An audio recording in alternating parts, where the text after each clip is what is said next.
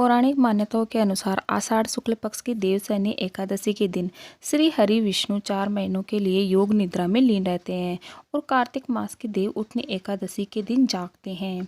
भगवान विष्णु के जागृत होने के बाद उनके शालिग्राम अवतार के साथ तुलसी जी का विवाह कराए जाने की परंपरा है।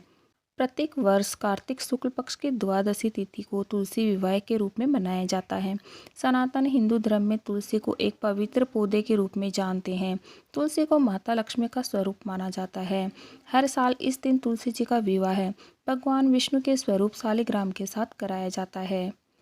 पौराणिक मान्यताओं के अनुसार आषाढ़ शुक्ल पक्ष की देवशयनी एकादशी के दिन श्री हरि विष्णु 4 महीनों के लिए योग निद्रा में लीन रहते हैं और कार्तिक मास की देव उठनी एकादशी के दिन जागते हैं।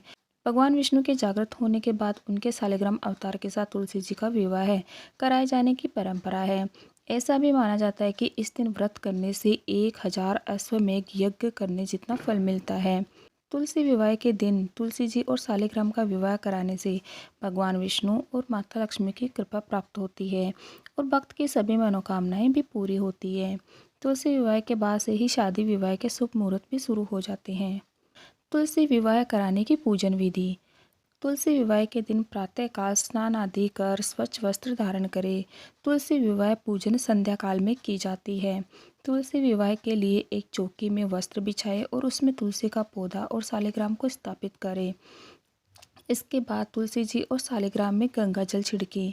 चौकी के पास एक कलश में जल भरकर रखें और घी का दीपक जलाएं। इसके बाद तुलसी और शालिग्राम को रोली व चंदन का तिलक लगाएं।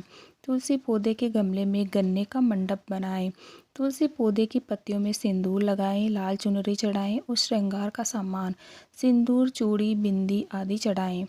हाथ में शालिग्राम रखकर तुलसी जी की परिक्रमा करें और इसके बाद आरती करें। पूजा समाप्त होने के बाद हाथ जोड़कर तुलसी माता और भगवान शालिग्राम से सुखी वैवाहिक जीवन की प्रार्थना करें।